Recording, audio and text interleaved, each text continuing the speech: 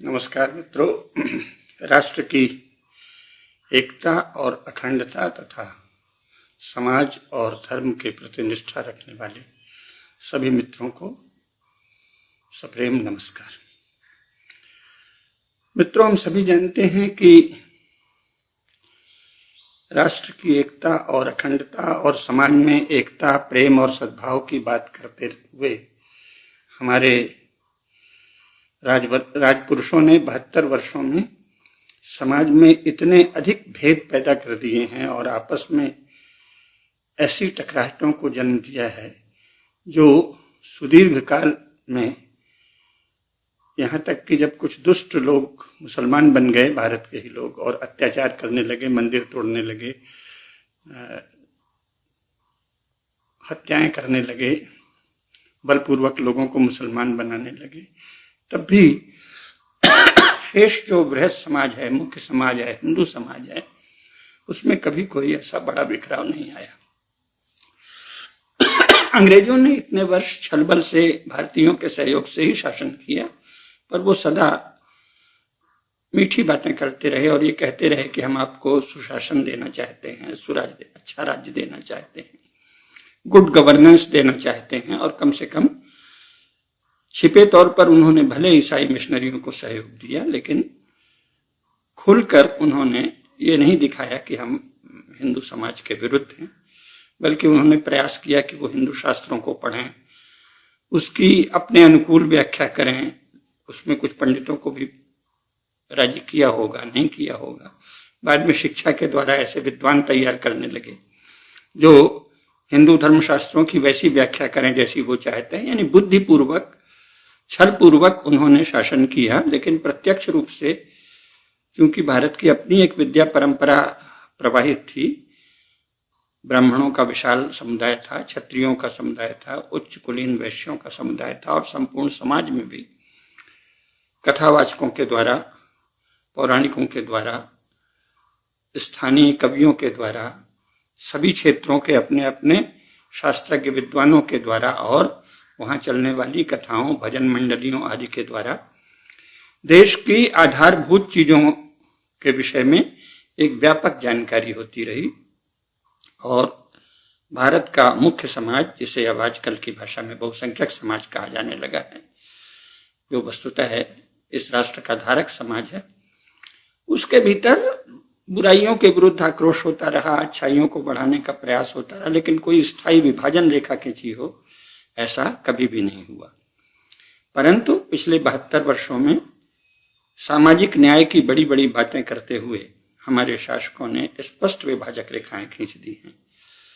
तो उसके एक तो स्वरूप के विषय में हम प्रारंभ में चर्चा करेंगे और बाद में जितनी मेरी बुद्धि है मैं सुझाव दूंगा कि इसका उपाय क्या है।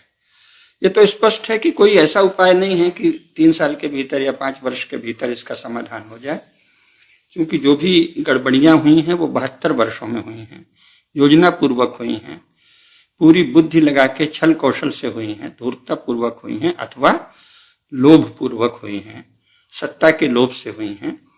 तो वो लोभ भी अभी यथावत है और बाकी शक्तियां भी यथावत हैं। तो अचानक तो नहीं जाएगा कुछ भी, लेकिन कोई भी बड़े काम, विशेषकर राजनीति में चमत्कार कभी नहीं होता। जो चमत्कार दिखता भी है वो वर्षों की पूर्व तैयारी, तप और साधना से होता है।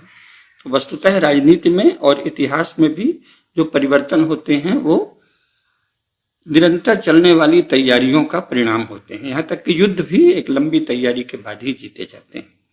तो इसलिए ये तो कोई हम ऐसा चमत्कारिक उपाय नहीं बता सकते कि कल को ये सब ठीक हो जाएगा, लेकिन अगर हमें अपने समाज और राष्ट्र की चिंता है तो हम लोगों को, हम में से जो लोग अपने को ये मानते हैं कि वो केवल निजी खाने पीने, रहने सहने, अपना स्टेटस बनाने की सीमा से बाहर भी देश और समाज के विषय में कुछ सोचते हैं, उदात्त मानवीय मूल्यों के विषय में कुछ सोचते हैं, इस ब्रह्मांड के विषय में, सृष्टि को चलाने वाले सार्वभौम नियमों के विषय में, परम सत्ता के विषय में, इन सभी विषयों में, यानी जीवन के जो गूढ़ विषय हैं, जो ऐसे विषय हैं जो सूक्ष्म हैं, लेकिन कम से कम भारत में तो उसे गांव-गांव में सब लोग जानते हैं। इन्हीं हमारे अच्छे श्रेष्ठ कथावाचकों और विद्वानों और यज्ञ आदि कराने वाले लोगों और बड़े बड़े धर्मज्ञ प्रवचनकारों आदि के द्वारा, और साथ ही हमारे हर जगह धर्माचार्य लोग हैं, धर्माध्यक्ष हैं, शंकराचार्य हैं, अलग अलग पंथों के महामंडलेश्वर आदि हैं, उन सब के कारण भारत के गरीब से गरीब और दूरस्थ गांव तक के व्यक्ति को जीवन और जगत के आधारभूत तथ्यों का पता था, जो 72 वर्षों से प्रयास किया गया है कि पढ़े लिखे लोगों को बिल्कुल भी न पता हो। स्मृति भ्रंश बनाने का प्रयास ही भारत में शिक्षा का लक्ष्य बना दिया गया। तो आज का जो विषय है, अभी हम केवल उस पर चर्चा करेंगे।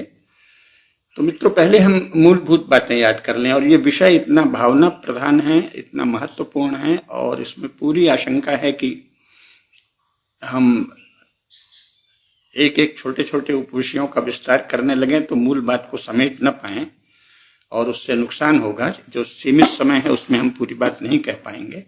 इसलिए मैंने कुछ पॉइंट्स नोट कर लिए हैं ताकि मैं विषय पर केंद्रित रहूं। तो बीच बीच में मैं उन पॉइंट्स को देखकर आपको संबोधित करूंगा।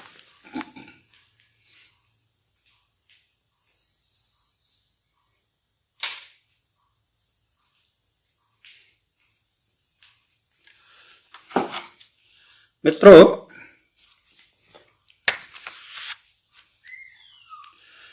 भारत के वर्तमान संविधान में भाग 3 नागरिकों के मूल अधिकार के विषय में है। अनुच्छेद 14 कहता है कि भारत की सीमाओं के अंतर्गत भारत का राज्य अपने सभी नागरिकों को समान रूप से संरक्षण देगा और कानून के समक्ष सबको समान अधिकार प्राप्त होंगे।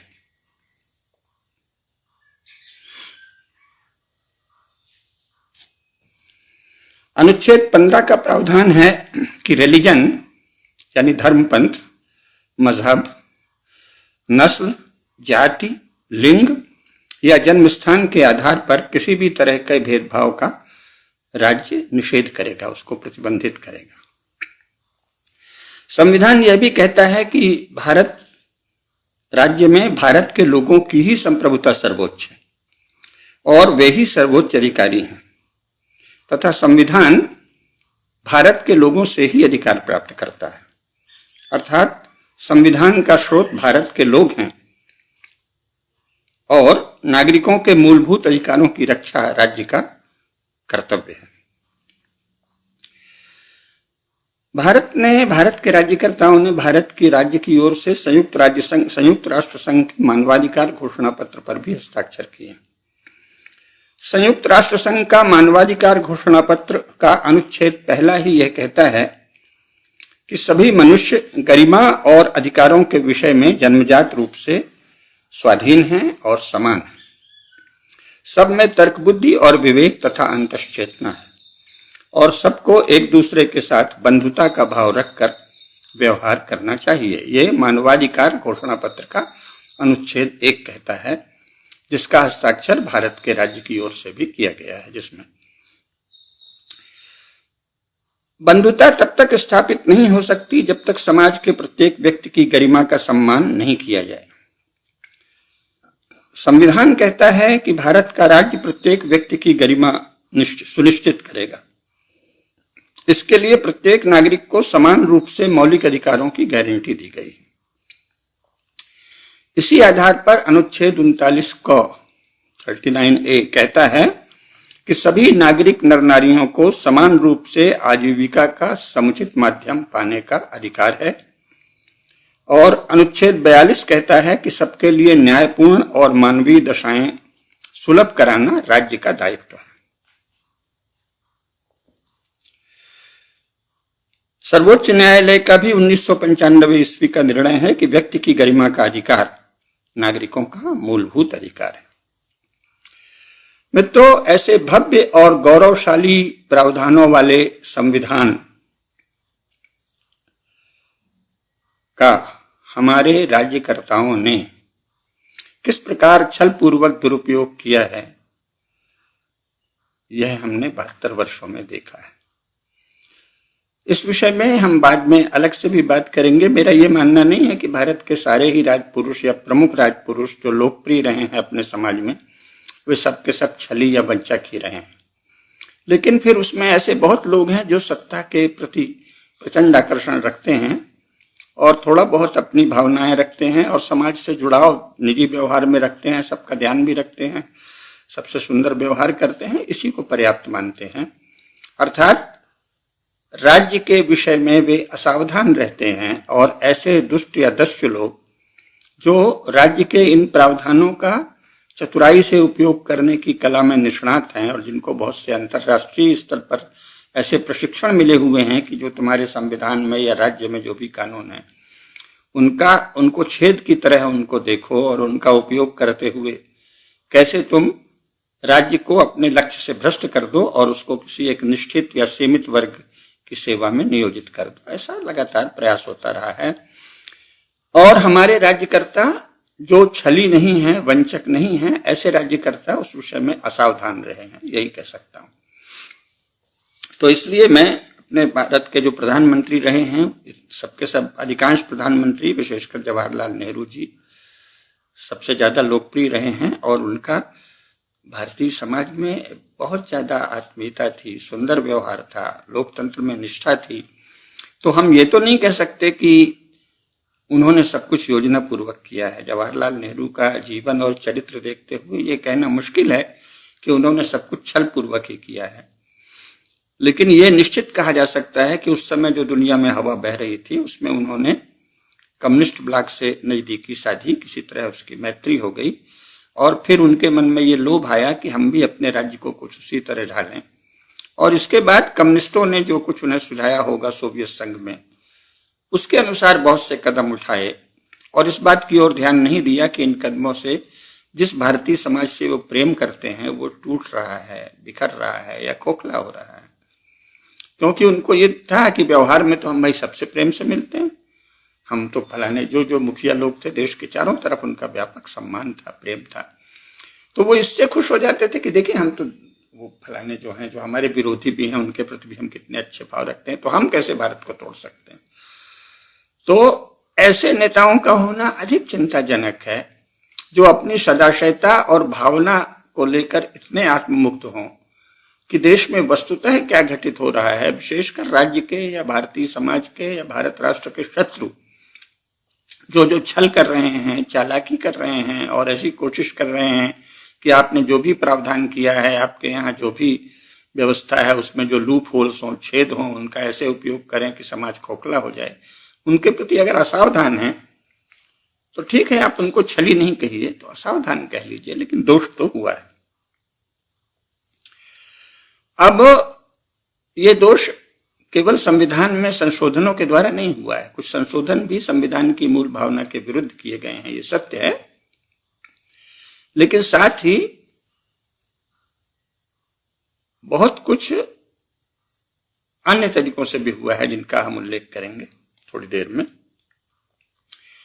अब संशोधन का मैं कोई विरोधी नहीं हूं, मैं ये नहीं कह रहा हूं कि भारत में आपने 100 से अधिक संशोधन 100 से कम वर्षों में कर दिए, यानी हर वर्ष एक से अधिक संशोधन या कम से कम एक संशोधन का धंधा जो जारी रखा, तो वो गलत है। ये जिसे कहते हैं लिटरली, यानी कागज के अनुसार, अक्षर के अनुसार, लिखे के अनुसार तो गलत नहीं है, लेकिन क्या ये उसकी मूल भावना के अनुसार है?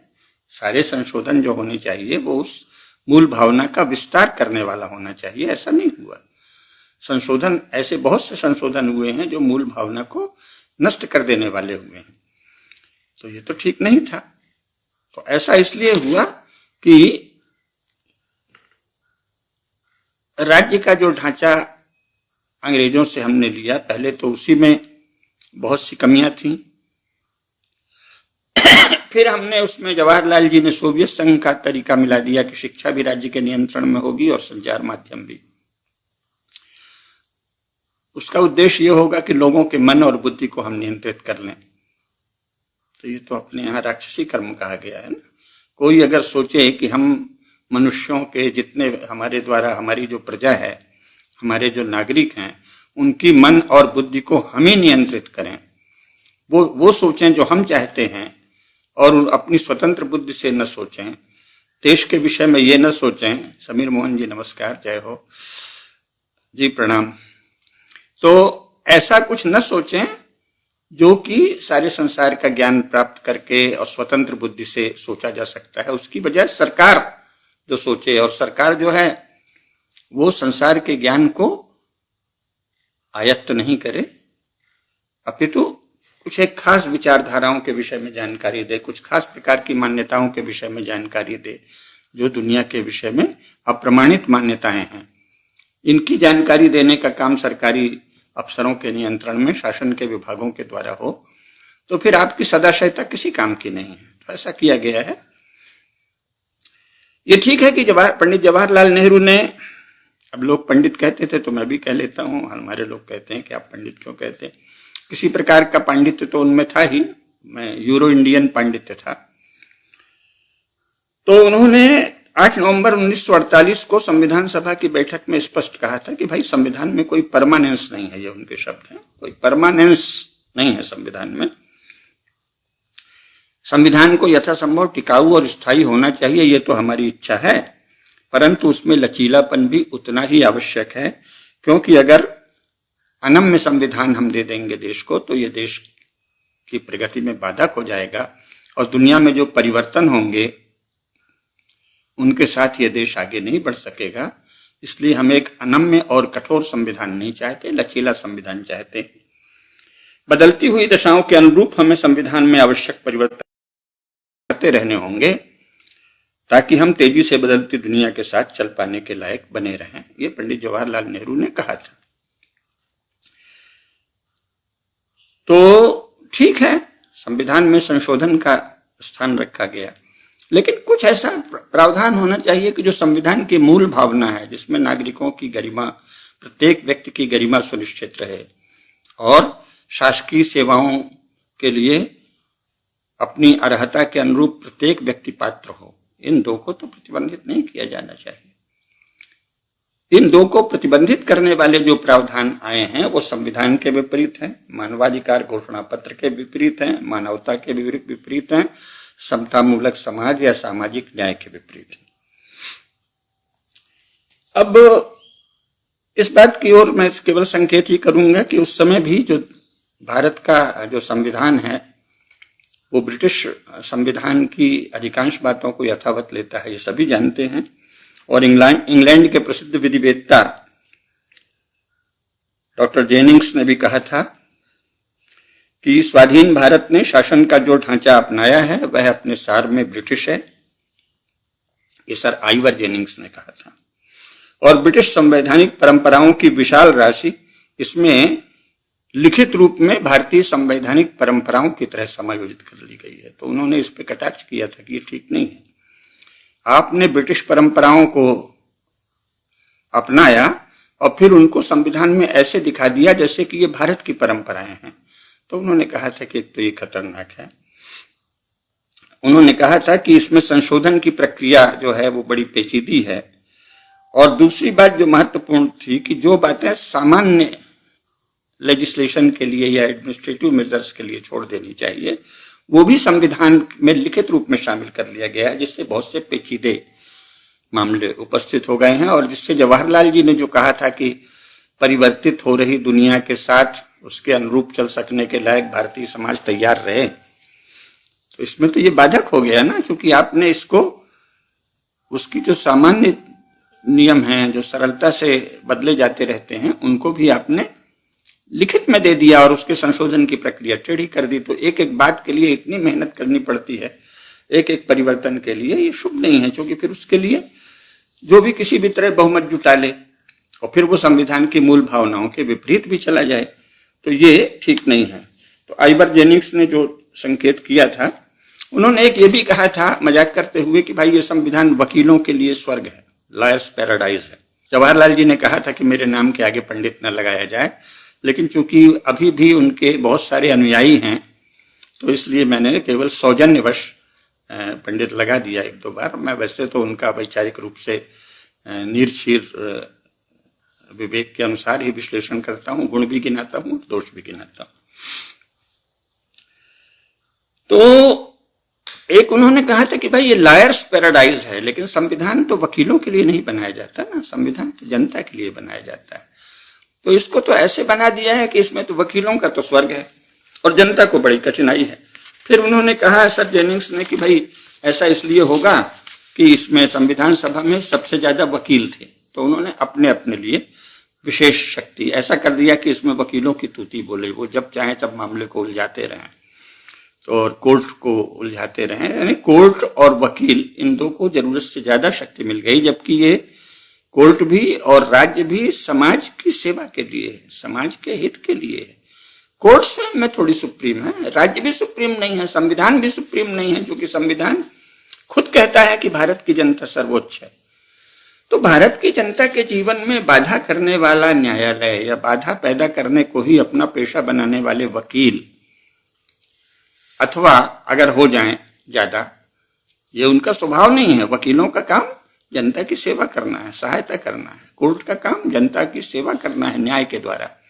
लेकिन अगर वो ऐसे विशेषाधिकार संपन्न हो जाएं कि लोग वकीलों पर निर्भर हो जाएं, कोर्ट पर निर्भर हो जाएं, तो ये तो समाज को आपने बंधुआ बना दिया, गिरवी बना दिया। सामान्य लेजिस्लेशन को भी आपने पेचीदा बना दिया, सामान्य परंपराओं को ही आपने अनुपस्थित कर दिया भारत से। तो ये दूसरी बात जो महत्वपूर्ण है कि ब्रिटिश ढांचे का जो सबसे सार था, जो संपूर्ण यूरोप के प्रत्येक नेशन स्टेट के संविधान का सार है कि बहुसंख्यकों के रिलीजन को हर स्टेट में राजधर्म की स्थिति प्राप्त है। यानी जो उसका किंग या क्वीन या क्राउन या प्रेसिडेंट जहां जिस देश में जो भी है, वो बहुसंख्यकों के रिलीजन का सर्वोच्च संरक्षक है ऑफिशियली, लीगली। जैसे इंग्लैंड का क्राउन यानी राजा हो या रानी, वो प्रोटेस्टेंट चर्च के और प्रोटेस्टेंट क्रिश्चियनिटी के ऑफिशियल लीगल संरक्षक हैं। और इंग्लैंड में शिक्षा में सबसे पहले प्रोटेस्टेंट क्रिश्चियनिटी और प्रोटेस्टेंट चर्च के आस्थाओं और मान्यताओं को स्थान मिलेगा। और चर्च के भीतर कोई भी परिवर्तन बिना चर्च की महापरिषद की अनुमति के नहीं हो सकता। चर्च की संपत्ति के विषय में लोअर हाउस कोई कानून नहीं बना सकता, उसे चर्च की महापरिषद की सम्मति लेनी होगी। तो इससे क्या है, जो बहुसंख्यक समाज है उसके, अगर आप धर्म ही कहना चाहें, धर्मपंथ कहना चाहें, या उसके रिलीजन को सर्वोच्चता मिली हुई है। और आज भी विश्व में सबसे अधिक महत्वपूर्ण तो रिलीजन ही है ना।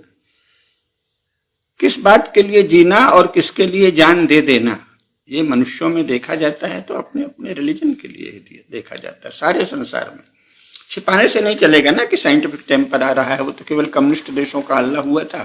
साइंटिफिक टेम्पर का रिलीजन से विरोध कायदे से तो होना ही नहीं चाहिए। और मुख्य बात यह है कि संसार भर में मनुष्य सबसे ज्यादा रिलीजन में श्रद्धा रखते हैं अपने अपने, और उसके बाद कुछ यूनिवर्सल लॉज में भी सबकी श्रद्धा है। जैसे सत्य में सबकी श्रद्धा है, अगर राज्य उसको बाधित नहीं करे तो, या अहिंसा में या नॉन किलिंग में भी श्रद्धा है कि भाई बिना किसी कारण किसी को नहीं मारो, दूसरे की संपत्ति नहीं चुराओ, संयम से रहो, ऐसा मत भोग करो। जैसा उन्होंने कहा भी है, अंग्रेजी कहावत भी है कि भाई आपकी स्वतंत्रता का अधिकार मेरी नाक पर चोट करने का अधिकार नहीं है। अर्थात आप मुझे घूंसा नहीं मार सकते, आप स्वतंत्र हैं इसका ये अर्थ नहीं है। आप वहीं तक स्वतंत्र हैं जहां तक आप मेरी नाक से दूर रहते हैं। मेरी स्वतंत्रता को जब तक आप बाधित नहीं करते, उतना ही स्वतंत्रता का अधिकार है। तो ये क्या हुआ, ये संयम और मर्यादा, तो ये शाश्वत सार्वभौम मूल्य हैं। लेकिन साथ ही प्रोटेस्टेंट चर्च का संरक्षक इंग्लैंड है, कुछ दूसरे यूरोपियन स्टेट जो हैं वो रोमन कैथोलिक चर्च के संरक्षक हैं, कुछ दूसरे लुथेरियन चर्च के संरक्षक हैं। पश्चिमी यूरोप का ऐसा कोई देश नहीं है जो क्रिश्चियनिटी के किसी न किसी रूप का ऑफिशियल संरक्षक न हो। ऑफिशियल संरक्षक होने का अर्थ क्या होता है? इसका अर्थ होता है कि शिक्षा और विधि में उसी चर्च की आधारभूत मान्यताएं ही नींव होंगी, मूल होंगी। उसके बाद फिर शेष चीजें भी आप जोड़ते रहेंगे जिससे कि उस चर्च की सेवा होती रहे या उसके विस्तार में मदद मिलती रहे। संयुक्त राज्य अमेरिका में भी यही है। बाकी उसमें लचीलापन आता रहता है, अच्छे शासक आते हैं तो उसे उदार बना देते हैं। जैसे संयुक्त राज्य अमेरिका में इस समय ट्रंप हैं, डोनाल्ड ट्रंप, और डोनाल्ड ट्रंप जो हैं वो बाइबल को हाथ में लेके दिखाते हैं कि देखिए हम इसके प्रति श्रद्धावान हैं, और वो भारत को अपना परम मित्र भी कहते हैं, और शांति पाठ और वैदिक मंत्रों का पाठ भी व्हाइट हाउस में होने देते हैं, क्योंकि वो क्रिश्चियनिटी को जैसा समझते हैं उसमें अमेरिका के हित का संवर्धन और अपने समाज का विस्तार ये है। इसके लिए जो आवश्यक है वो करते हैं। इसलिए उन्हें बाइबल लेकर दिखाने में और हिंदू धर्म से मित्रता करने में, हिंदू समाज से मित्रता करने में, हिंदू राष्ट्र से मित्रता करने में उनको कोई बाधा नहीं नजर आती। तो ये राजनीतिक नेतृत्व पर निर्भर है कि वो किसी भी विचार को कैसे अपने समाज के हित के लिए बना दे और कैसे समाज के विरुद्ध बनाए रहे। यहां ये कहना पड़ता है दुर्भाग्य से कि भारत के सभी शासकों ने जाने या अनजाने, छलपूर्वक या प्रमादपूर्वक भारत के समाज के साथ न्याय नहीं किया। उन्होंने समाज को तोड़ने की बहुत सारी कोशिशें की। जैसा हमने बताया कि व्यक्ति की गरिमा, शासकीय सेवाओं में किसी भी पद के लिए निश्चित अर्हता वाले व्यक्ति के लिए परीक्षा देकर प्रवेश पाने की संभावना, इसको बाधित करना न्याय को बाधित करना है, संविधान की मूल भावना को बाधित करना है। लेकिन अपने यहां ये किया गया। सामाजिक न्याय शब्द है, लेकिन वस्तुतः वो एक अन्याय करने वाले, छल करने वाले राजनीतिक दलों का राजनीतिक न्याय है। यानी दुष्टतापूर्ण या छलपूर्ण राजनीतिक न्याय को सामाजिक न्याय नहीं कहा जा सकता। हमारी बिरादरी, हमारा समूह जो हमें प्रिय है, वो किसी भी तरह सत्ता में आ जाए, इसके लिए चाहे जितना झूठा प्रबंधन करना पड़े, चाहे अन्यायपूर्ण प्रबंधन करना पड़े, इसको सामाजिक न्याय कभी भी नहीं कह सकते। तो सामाजिक न्याय का एक मनमाना नारा देकर आरक्षित पदों को इस सीमा तक बढ़ाया जा रहा है और उसमें योग्यताओं को इतना शिथिल किया जा रहा है कि अनेक महत्वपूर्ण सेवाओं के लिए इन तथाकथित उच्च जातियों के लोग प्रत्याशी बनने से भी आरक्षित पदों के लिए रोक दिए जाते हैं, क्योंकि वे पद अथवा उन पदों का बहुत बड़ा हिस्सा आरक्षित वर्गों के लिए आरक्षित घोषित कर दिया गया है। और इस प्रकार अन्य कथित उच्च जातियों का उन पदों के आरक्षित कोटे वाले हिस्से में ली जाने वाली परीक्षाओं और इंटरव्यू में प्रवेश ही निषिद्ध कर दिया जाता है। यह वस्तुतः अन्यायपूर्वक सत्ता हड़पने पर उतारू किसी राजनीतिक दल का न्याय तो कहा जा सकता है, परंतु सामाजिक न्याय यह नहीं है। वस्तुतः यह खुला सामाजिक अन्याय है। अब प्रारंभ में जो 10 वर्षों के लिए आरक्षण की बात हुई थी, डॉक्टर अंबेडकर ने तो केवल अनटचेबल्स के लिए कहा था। फिर किसी तरह बात हुई कि भाई शेड्यूल कास्ट जो हैं, अनुसूचित जाति, आप शेड्यूल कास्ट नाम की कोई ऐतिहासिक तथ्य थोड़ी है भाई, उसका तो नाम ही है। अगर ऐतिहासिक होता तो उसको फिर दलित जातियां कहते, जैसे आजकल कुछ राजनीतिक लोग कह रहे हैं। लेकिन अंग्रेजों ने और स्वयं अब तक की सरकारों ने उनको शेड्यूल कास्ट कहा है ना, अनुसूचित जाति, अर्थात वो जाति जिसका एक सरकारी रजिस्टर में, सरकारी डॉक्यूमेंट में, सरकारी दस्तावेज में, सूची में नाम है। अनुसूचित सरकारी सूची में जिस जाति का नाम राज्यकर्ताओं ने ये सोचकर कि अभी इनकी दशा विशेष आरक्षण या विशेष करुणा के लायक है, उसको शामिल कर लिया। तो 10 वर्ष के लिए किया, फिर कहा कि जब तक नहीं दूर हो तब तक बढ़ाएं। लेकिन अब जब सत्ता के लोभी लोग आ गए हैं तो वो तो झूठा इतिहास रचेंगे ना। तो अनंत काल तक आरक्षण जारी रहे, इसके लिए जरूरी है कि आप भारत के इतिहास के विषय में झूठ लिखो, लगातार झूठ लिखो, एक काल्पनिक अन्याय बताओ जिसका कहीं कोई प्रमाण नहीं है। ये ठीक है कि सर्वप्रथम यह झूठ गढ़ने का काम अंग्रेजों ने शुरू किया, लेकिन कांग्रेस ने तो उसे बहुत अधिक विस्तार दे दिया और अब भाजपा सहित सभी पार्टियां भारत के इतिहास के विषय में झूठ गढ़ने की होड़ मचाए हुए हैं। हम सभी जानते हैं, स्वयं इतना रिकॉर्ड है कि भारत के इतिहास में किन्हीं भी जातियों के साथ शताब्दियों से खुला अन्याय होने का एक भी साक्ष्य उपलब्ध तो नहीं है।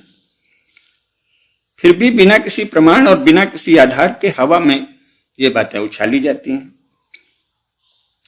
यह तथ्य चर्चा से बाहर ही कर दिया जा रहा है कि जिन्हें आज पिछड़ी जातियां और अनुसूचित जातियां कहकर शताब्दियों से वंचित और शोषित बताया जाता है, उनके पास 18वीं शताब्दी तक भारत में धर्म, अर्थ, समृद्धि और आनंद सभी कुछ था।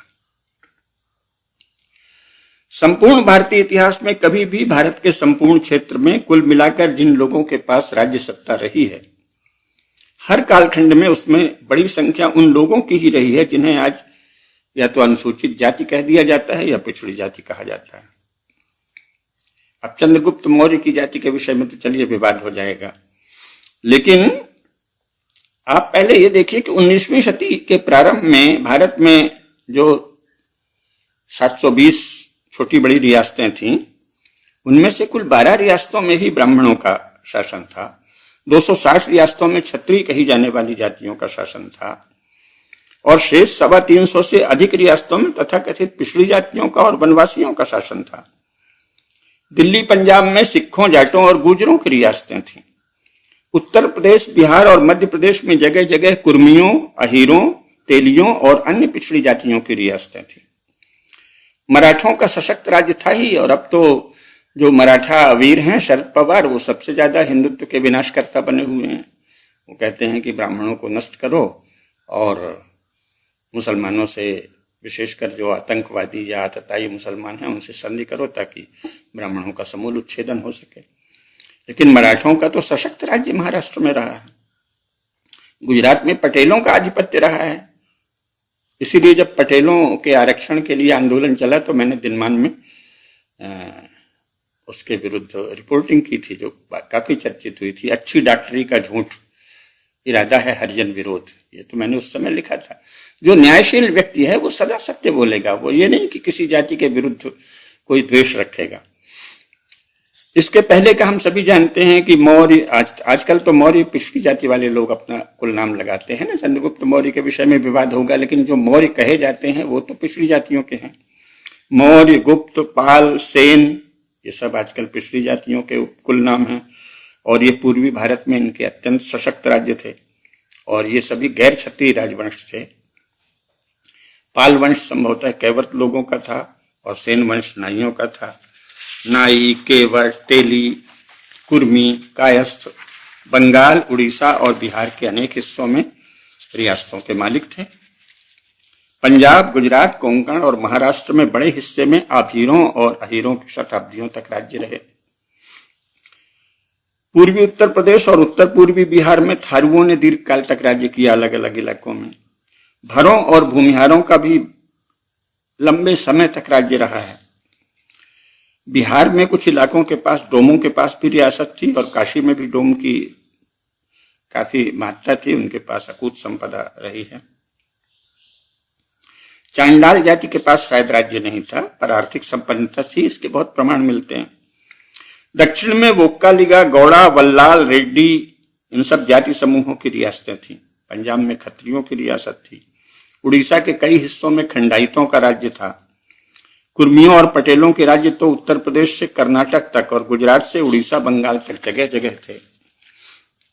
दक्षिण के विजयनगर राज्य में जो नायक थे उनमें सभी जातियों के लोग थे और आज पिछड़ी तथा अनुसूचित जाति कही जा रही जातियों का उनमें बहुमत था विजयनगर राज्य के नायकों में। लेकिन उससे भी बड़ी महत्वपूर्ण बात यह है कि भारत में कभी भी राज्य या राजा वो नहीं रहे जो पश्चिम में रहे। अपने आप को लोकतांत्रिक कहने वाले प्रधानों के पास आज जो शक्तियां हैं,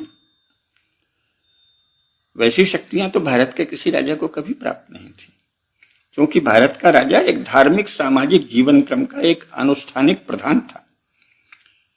उसके अभिषेक के समय प्रत्येक जाति, प्रत्येक कुल समूह के मुखिया का वहां आना और अभिषेक में भाग लेना आवश्यक था। और कोई भी राजा कभी भी कोई कानून नहीं बना सकता था। समाज के प्रचलित कानूनों के अनुसार न्याय करना, यही राजा का कर्तव्य, राजधर्म रहा है। तो समाज के लिए कानून बनाना, इसका तो राज्य को कभी कोई अधिकार ही नहीं था भारत में, कभी भी नहीं। भगवान राम ने भी कोई कानून नहीं बनाया, भगवान कृष्ण ने भी कोई कानून नहीं बनाया, क्योंकि ये माना गया था कि सबके भीतर वही चेतन सत्ता है, भगवान का ही अंश है। और जो समाज सार्वभौम नियमों के अंतर्गत दूसरे समाजों को बिना हानि पहुंचाए हुए जिस तरह से अपना जीवन जी रहे हैं, उनकी मान्यताओं और उनकी परंपराओं की रक्षा करना ही राजा का और राज्य का कर्तव्य है। और आजकल तो हमारे माननीय सांसद और माननीय विधायक मिनटों में कानून नए नए बना देते हैं। तो आपके पास तो वो शक्ति है जो चक्रवर्ती राजा के पास भी कभी नहीं थी। हमारे लोकतांत्रिक प्रधानों ने अपने को लोकतांत्रिक कहते हुए सांसद, विधायक, मुख्यमंत्री और प्रधानमंत्री रहकर ऐसी शक्तियां प्राप्त कर ली हैं जो कभी भी भारत के किसी राजा को प्राप्त नहीं थी। वो कानून बनाने लगे। कानून बनाने का धंधा तो अंग्रेजों ने शुरू किया था ना, कि हम अपने मन से कानून बनाएंगे ताकि भारतीय समाज को उसकी अपनी परंपराओं, मान्यताओं और नियमों से हटा दिया जाए। अब ये स्थिति आ गई है और जो कानून बनाने वाले लोग हैं, माननीय सांसद हैं या माननीय विधायक हैं, वो अपने इलाके के लोगों को अच्छे से पहचानते हैं, उनसे सुंदर व्यवहार करते हैं, उनको कैसे मिलाना पटाना, किसका विरोध करना, इस सब युक्तियों में, उपायों में और कहीं कहीं दांव पेच और तिकड़म में भी बहुत ही दक्ष और कुशल हैं। लेकिन ऐसा विधायक और ऐसे सांसद तो शायद 2-4 ही हैं जो अपने इलाके का संपूर्ण इतिहास जानते हैं, उसकी परंपराएं जानते हैं, उसके शास्त्र जानते हैं, उसकी मान्यताएं जानते हैं। तो जब आप अपने ही इलाके की मान्यताओं, शास्त्रों, परंपराओं, श्रेष्ठ परंपराओं, जो मानवीय परंपराएं हो, उदात्त परंपराएं हो, उनकी जानकारी ही नहीं रखते, तो आपको कानून बनाने की योग्यता किस आधार पर मिल गई? लेकिन शासन ने अंग्रेजों की नकल में कानून बनाने का अधिकार ले लिया और फिर कानून बनाने का अधिकार, नए नए कानून बनाने का अधिकार ऐसे लोगों को दे दिया जिनकी दक्षता दूसरी चीजों में है। लोगों से मधुर संबंध बनाना, सुंदर संबंध बनाना। साथ ही अब तो आजकल राजनीति में यह भी हो गया है कि अपने विरोधी समूह और उसके समर्थकों को बुरी तरह कुचल देना। तो ये तो जो आधुनिक राजनीतिक दल हैं उनकी तो प्रकृति में ही बिखराव है। लेकिन अभी आज का विषय दूसरा है। तो जो आपने अभी आरक्षण दिया है वह संविधान की मूल भावनाओं के विपरीत है और उसके पीछे प्रारंभ में करुणा थी, न्याय था, लेकिन अब सत्ता को छल बल से हड़पने का और जिसके प्रति द्वेष है समाज में, किसी कारण गलत मान्यता से अथवा मन में किसी कारण आ गया है कि ये लोग शासन में हैं, इनको अपदस्थ करो अथवा इनको शासन का छोटा सा भी हिस्सा न लेने दो, ऐसा द्वेष रखने वाले लोग सत्ता में आते हैं और जिनसे द्वेष रखते हैं उनको बुरी तरह नष्ट करने का प्रयास करते हैं। इसका सबसे बड़ा प्रमाण तो ऐसे कानून बनाना है। हरिजन एक्ट जिसे कहा गया था कि साहब बिना मुकदमा चलाए आप, अगले ने आरोप लगा दिया है तो उसे गिरफ्तार कर लो। अच्छा, अगर आप ये मानते हैं कि नहीं अमुक जाति में पैदा व्यक्ति सदा सच ही बोलेगा तो इसका एक प्रावधान कर दो, इसके भी फिर परिणाम देख लेना। लेकिन आप तो विश्वास नहीं करते। भारत की जनता पर हमारे राज्यकर्ताओं को तो विश्वास नहीं है। शिक्षा में परीक्षा क्यों ली जाती है और परीक्षा इस तरह ली जाती है, फिर उसमें लोग पेपर में चोरी कर रहे हैं और आप उनको पकड़ने को अपने अफसरों को भेजते हैं। इसका अर्थ है कि आप ये मानकर चलते हैं कि साधारण व्यक्ति तो चोर है और अफसर क्योंकि राज्य की सेवा में आ गया है, राज्य के पास कोई ऐसा जादू है कि वो ईमानदार होगा। व्यवहार में हम सब जानते हैं कि ये झूठ है। अगर किसी समाज में अधिकांश लोग नकल को और चोरी को अच्छा मान रहे हैं तो अफसर भी उनसे मिल जाएगा और नए नए उपाय बताएगा और नहीं ऐसे करो, जब हम आए तो नजर नहीं आओ, ये ऐसे तो बात जाहिर है ना। लेकिन आपने मान्यता तो ये बना रखी है। तो जिन्हें आप अनुसूचित जाति, पहले हरिजन कहते थे, अब हरिजन जैसा सुंदर नाम कि भगवान के जन, उसको भी कहा गया कि ये गलत है, तो ठीक है।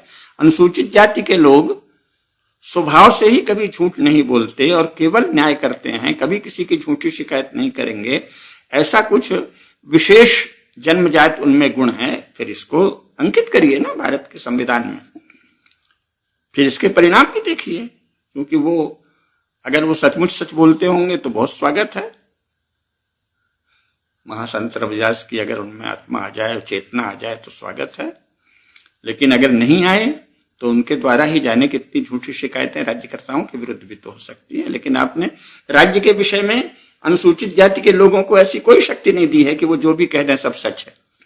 लेकिन तथाकथित उच्च जातियों के विषय में आपने अनुसूचित जाति के मनुष्यों को ऐसी शक्ति दे दी है कि वो जो भी आरोप लगाए वो सच मानकर उस व्यक्ति को गिरफ्तार करके जेल में डाल दिया जाए।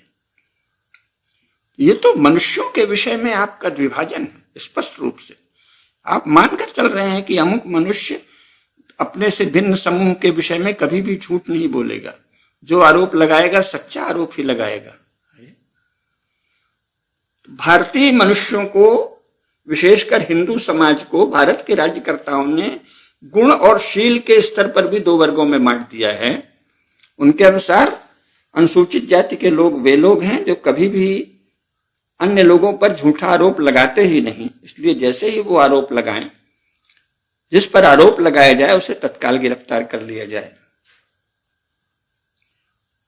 ऐसे ही कानून स्त्रियों को लेकर भी बने हैं, उसका भी बहुत दुरुपयोग हुआ है कि स्त्री आरोप झूठा नहीं लगाएगी। भली स्त्री आरोप झूठा नहीं लगाएगी, लेकिन भाई दुष्ट स्त्रियां भी तो होती हैं। लेकिन अभी उस विषय पे नहीं जाते। हम ऐसे बहुत से केस जानते हैं जिसमें झूठे आरोप लगाकर प्रतिस्पर्धी को पछाड़ा गया है, स्त्रियों के द्वारा भी और अनुसूचित जाति के लोगों के द्वारा भी। तो आपको जांच का कोई तो विश्वास होना चाहिए, और अगर अपनी एजेंसीज पर विश्वास नहीं है तो आप पुलिस व्यवस्था को भंग क्यों नहीं करते? मूल बात यह है कि सारे प्रमाण इस बात के उपलब्ध हैं कि राज्यकर्ता लोग भारत के नागरिकों के विषय में एक दृष्टि नहीं रखते, विभाजनकारी दृष्टि रखते हैं। कुछ मनुष्यों को सच्चा मानते हैं, शेष सबको झूठा। कुछ को अन्याय से पीड़ित मानते हैं, शेष को अन्याय करता। और तर्क क्या दिया जाता है? अभी मैंने जो पोस्ट डाली थी फेसबुक में, उसमें सबसे अधिक तो ब्राह्मण भाइयों ने ही तर्क दिया कि साहब परम पूज्य शंकराचार्य स्वामी निश्चलानंद सरस्वती कहते हैं कि आप जन्म से श्रेष्ठ हैं। भाई ये तो न्याय के कोई एक नियम होते हैं ना। इस समय न्याय का अधिकार किसे है? या तो शासक को है या न्यायाधीश को है। तो अगर कोई ब्राह्मण या क्षत्रिय या उच्च कुलीन वैश्य राजपुरुष ये कहे कि हम जन्मजात श्रेष्ठ हैं, या कोई न्यायाधीश कहे, तो उसका महत्व है। अब कोई शंकराचार्य जी क्या, आपने शंकराचार्य जी को तो कोई विधिक अधिकार दे ही नहीं रखा है। वो जिन शास्त्रों को मानते हैं उनकी भारत के संविधान में कोई विशेष हैसियत ही नहीं है। हम उसे पढ़ सकते हैं, पढ़ने की छूट है, लेकिन उसकी कोई विधिक हैसियत नहीं है। ऐसी विधिक हैसियत, इससे कई गुना विधिक हैसियत तो कुरान को दे रखी है। सर्वोच्च न्यायालय ने 3 फैसले इस आधार पर दिए कि कुरान में क्या लिखा है। अब ये भी एक विचित्र बात है भाई, तो कुरान आपके लिए संदर्भ ग्रंथ हो गया, लेकिन आपने तो हिंदू धर्म के शास्त्रों को संदर्भ ग्रंथ नहीं माना है। एक मजहब की किताब, सर्वोच्च किताब, उस मजहब के विषय में न्याय का प्रमाण है। कुरान मुसलमानों के लिए क्या करनी है और क्या करनी है इस विषय में प्रमाण है। बाइबल ईसाइयों के लिए क्या करनी है क्या नहीं करनी है इस विषय में प्रमाण है। और जो लोग सनातन धर्म में श्रद्धा रखते हैं, माना कि आपकी शिक्षा और संचार माध्यमों के चमत्कार के कारण, करतूत के कारण, करामात के कारण बहुत सारे लोग नास्तिक हो गए हैं, बहुत सारे लोग सनातन धर्म से विद्वेष रखने वाले हो गए हैं। लेकिन भाई 100 करोड़ या 90-92 करोड़ हिंदुओं में अभी भी 70 करोड़ हिंदू ऐसे हैं जो धर्मनिष्ठ हैं, सदाचारी हैं। 60 करोड़ तो है ही है ना, और 50-60 करोड़ तो कई देशों की, कई 20-20 देशों, 50-50 देशों को मिलाकर जनसंख्या होगी। इतने लोग सनातन धर्म में निष्ठा रखते हैं, तो सनातन धर्म के शास्त्रों को वो अधिकार क्यों नहीं प्राप्त है आपके यहाँ? जो मुसलमानों के लिए कुरान सर्वोपरि है, तो सनातन धर्म के अवलंबियों के लिए सनातन धर्म के शास्त्र सर्वोपरि क्यों नहीं है? तो किस तरह से राज्य पक्षपाती है?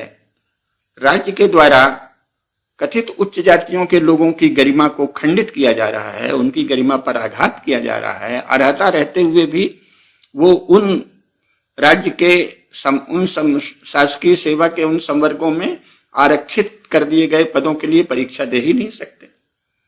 ये तो कोई बात नहीं है ना भाई। ये तो आप सबको परीक्षा देने दीजिए और इसके बाद जो लोग हैं उसमें से आप आरक्षण दे दीजिए, चलिए ये भी चलेगा। लेकिन आप शिक्षा में, आप तो ये भी कह दिया कि शिक्षा में कम अंक हो तो भी प्रवेश होगा। शिक्षा में और परीक्षा में कैसे आप विभाजन कर सकते हैं? तो ये तो भारतीय समाज को बांटने वाली चीज है, बहुत ही पापपूर्ण व्यवस्था है। और भगवान करे कि अभी के जो राज्यकर्ता हैं उनमें सद्बुद्धि आए, और नहीं भी सद्बुद्धि आए तो हम लोग चाहेंगे कि ये राज्य बना रहे।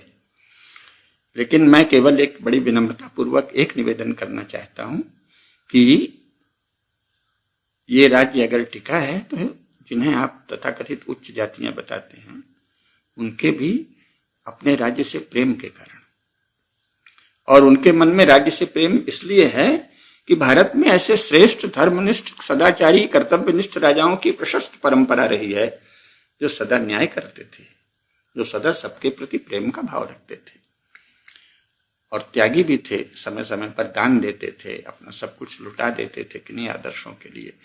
इसके कारण है। आप में तो ऐसा कुछ भी आकर्षण नहीं है कि आपके कारण ये राज्य एक रहे। और आप जिन अंग्रेजों की नकल कर रहे हैं वो अंग्रेज तो यहाँ आधे भारत में 90 वर्ष ही रुक पाए ना, तो आप किसकी नकल कर रहे हैं? आपने तो भारत राज्य को तोड़ने का सारा प्रबंध कर रखा है। इसके बावजूद भारत राज्य एक है तो उन्हीं लोगों के कारण जिनको आप अन्यायी बताते हैं उसका कोई प्रमाण नहीं है। 18वीं शताब्दी का स्वयं अंग्रेजों के द्वारा संचित संग्रहित आंकड़ा है जिसमें वो बताते हैं कि हर जगह जो स्कूल हैं उसमें किन किन जातियों के लोग पढ़ रहे हैं, तो उसमें तथाकथित पिछड़ी और अनुसूचित जाति के लोगों की छात्रों की भारी संख्या है। वो तो अंग्रेजों का द्वारा संग्रहित आंकड़ा है ना। कहाँ अन्याय था, कब अन्याय था, और कोई एक व्यक्ति अन्याय कर दे तो उससे पूरा समाज दोषी है। अगर आप ये सिद्धांत बनाते हैं तो फिर इसी को बना लीजिए। तो फिर अगर एक अनुसूचित जाति का या किसी और जाति का व्यक्ति झूठ बोले तो उस पूरी जाति को झूठा कह दिया जाएगा क्या? शंकराचार्य जी ने कह दिया कि जन्मना हम मानते हैं, ऐसा किसी ने कहा? मैंने तो आज तक सुना नहीं। मुझे नहीं लगता कि हमारे परम पूजनीय शंकराचार्य जी खुलकर कोई ऐसा वाक्य कभी कहे होंगे। लेकिन अगर किसी ने, हमारे किसी ब्राह्मणों ने ही हमारे उसमें लिखा कि साहब आप तो जन्मना अगर उच्च मानेंगे तो आरक्षण देना पड़ेगा, तो ये तो कोई बात ही नहीं है ना। क्योंकि भारत का संविधान तो किसी को जन्मना उच्च और नीच मानने को दंडनीय अपराध कहता है। तो जो उस समाज का उल्लंघन कर रहा हो उसको आप जाके कानूनी प्रक्रिया का अवलंबन कीजिए, लेकिन उसको आप प्रतिनिधि कैसे बना सकते हैं? या तो आप ये कहिए कि भारत के शासक भारत के प्रतिनिधि नहीं हैं, शंकराचार्य प्रतिनिधि हैं, यही कह दीजिए। अन्यथा अगर भारत की किसी भी पार्टी का कोई प्रधानमंत्री और कोई भी नेता जो तथाकथित उच्च जातियों का हो, जवाहरलाल नेहरू हो, अटल जी हों, लाल कृष्ण आडवाणी हों, मुरली मनोहर जोशी हों, नरसिंह राव हों, चंद्रशेखर हों, विश्वनाथ प्रताप सिंह हों, जो भी लोग प्रधानमंत्री हुए हैं, उन्होंने कभी भी ये कहा हो कि जन्म के आधार पर मनुष्य ऊंच और नीच होता है, तब तो आपको वो बात करने का अधिकार है। शंकराचार्यों को आपने एक तो कोई विधिक अधिकार ही नहीं दे रखे हैं। वो तो जैसे कोई भी एक सोसाइटी बना लेगा, ट्रस्ट बना लेगा, उसका चेयरमैन होगा, उसी तरह वो सब पीठों के ट्रस्ट बने हुए हैं, उनके वे सम्मानित पूजनीय अध्यक्ष या संरक्षक हैं ज्यादातर जगह। उनको कोई विशेष विधिक अधिकार तो है ही नहीं। और ऐसे में केवल हिंदू समाज को पीटने के लिए आप उनका संदर्भ देते हैं। और ब्राह्मणों ने दिया, हमारी फेसबुक में देशभक्त ब्राह्मणों ने ही ये कहा कि साहब अगर शंकराचार्य निश्चलानंद जी सरस्वती ये कहते हैं तो आरक्षण लागू रहेगा। ये क्या बात हुई? तो कैसी बुद्धिहीनता तथाकथित उच्च जातियों में आ गई है, इस पर हम थोड़ी किसी अन्य दिन फेसबुक लाइव होने पर चर्चा करेंगे। लेकिन जो हो रहा है फिर तो यही कहना पड़ेगा कि जो असमति तो खाए से किस्सा। अगर यही बुद्धि है कि आप बढ़ चढ़कर जो शासन कर रहा है उसका समर्थन आंख मूंद कर करें, और दूसरे लोग जो शासन का समर्थन नहीं करते रह रहकर दबाव बनाते हैं, अपने को अल्पसंख्यक कह के या कुछ और करके, उनके समक्ष तो शासन झुकता चला जा रहा है, फिर भी आपको होश नहीं है। आप अपने पक्ष में कोई दबाव बनाने के स्थान पर उनकी चाटुकारिता में ही लगे हैं। अन्याय के पक्ष में और अन्यायी शासकों के पक्ष में चाटुकारिता करने वाला राज्य को कमजोर कर देता है और वो राज्य का तोड़क सिद्ध होता है, तोड़ने वाला सिद्ध होता है। हमें यदि सचमुच समाज और राष्ट्र से प्रेम है, जो कि हमारे अधिकांश लोगों को है, मुझे कोई शंका नहीं है, लेकिन फिर मेरा निवेदन ये है कि ज्ञान की साधना कीजिए और सत्य की साधना कीजिए। और ये जो अंतहीन आरक्षण के नाम पर एक नई तैयारी की जा रही है, ये किसी भी तरह समाज को एक नहीं रख सकती। आगे पीछे ये विचार फिर पैदा होगा कि भाई इससे अच्छा हम अपना अलग अलग राज्य बना लें। इस पर हम अलग से बात करेंगे, क्योंकि ये सही है या गलत ये पता नहीं। आजकल तो ऐसा एक नेशन स्टेट होने को इतनी बड़ी चीज दे दी है, वो विषय अलग है, अभी उस पर चर्चा नहीं करेंगे। लेकिन आज किसी ने हमसे कहा है, प्रश्न पूछा है कि मान लीजिए कि भारत में 50 राष्ट्र होते तो क्या होता, और सबके सब हिंदू राष्ट्र होते। तो मैंने कहा कुछ नहीं होता, संयुक्त राष्ट्र संघ में हम 50 हमारा वोट होता, कम से कम वो हिंदू तो होते हैं। आपने राज्य को एक बनाने के नाम पर यदि योजना पूर्वक जो अवशिष्ट भारत बचा है 15 अगस्त 1947 के बाद, जिसका एक बड़ा हिस्सा आपने इस्लाम मजहब की सेवा के लिए पहले ही समर्पित कर दिया है, उस बचे हुए राजकीय क्षेत्र में यदि आपने लगातार ऐसा प्रबंध करने का संकल्प कर लिया है कि इसमें हिंदू धर्म का क्षरण होता जाए, नाश होता जाए, अप्रतिष्ठा होती जाए हिंदू धर्म की, हिंदू धर्म शास्त्रों की कोई प्रतिष्ठा नहीं हो, हिंदू धर्म के संरक्षकों की कोई प्रतिष्ठा नहीं हो, हिंदू धर्म शास्त्रों की स्मृति के जो रक्षक लोग हैं, जिन्हें आप ब्राह्मण कहते हैं, उन स्मृति संरक्षकों की, स्मृति का संरक्षण करने वाले लोगों की, डिफेंडर्स ऑफ मेमोरी, स्मृति के संरक्षण करता समूहों का सम्मान नहीं हो, वीरता के रक्षण करता समूहों का सम्मान नहीं हो, अगर आपने ये बना रखा है तो ये नेशन स्टेट किसको कब तक पसंद आएगा। नेशन स्टेट में अगर आपने उच्च जातियों को निंदित और तिरस्कृत करने का ही संकल्प ले लिया है तो ये ठीक नहीं है, शुभ नहीं है, ये मानवाधिकार का खुला उल्लंघन है, ये उस न्याय का, सामाजिक न्याय का हनन है, और ये घोर सामाजिक अन्याय है। और ये राज्य ऐसे टिक नहीं सकेगा। आप ध्यान से देखिए, इतिहास से देखिए, भारत राज्य तो विश्व का सबसे प्राचीन राज्य है, तो वो तो उन्हीं आधारों पर टिका था ना जिसकी आप निंदा कर रहे हैं। और ये झूठा इतिहास बकबक करना, आपके पास राज्य है, अब तो भाई मुसलमान भी अपने को पिछड़ा कहने ही लगे हैं। वाह, एक और कहते हैं हमने शताब्दियों राज्य किया है, दूसरी ओर कहते हैं हम पिछड़े हैं। और वो रंगनाथ मिश्रा महाराज मिल गए, उन्होंने सिद्ध भी कर दिया कि पिछड़े हैं। अब क्या कहा जाए, पहले होता तो कुलघाती कहा जाता, कुल कलंक कहा जाता ऐसे लोगों को। न तो तुम अपने कुल के रक्षक हो, न समाज के रक्षक हो, न सत्य के रक्षक हो, बस कोई राजपुरुष संकेत कर दिया कि ऐसे दिखाओ तो आप वही दिखा रहे हैं। धिक्कार है ऐसे लोगों को जो झूठ रचते हैं और भारत की मुख्य समाज के अधिकांश लोगों को, भारत के मुख्य समाज के बड़ी संख्या के लोगों को, 40 से 50 करोड़ लोगों को, जो शताब्दियों से अन्यायी, शताब्दियों से शोषण कर रहे, शताब्दियों से अन्य लोगों को वंचित करने वाला बता रहे हैं, वे अपराधी हैं, पापी हैं और देशद्रोही हैं। और वे भारत को खंडित करने का षड्यंत्र कर रहे हैं। हमें इसे खंडित नहीं होने देना है। इसके लिए क्या उपाय करना है, ये मैं छोटे से अंतराल के बाद फिर आप लोगों से चर्चा करूंगा आज ही।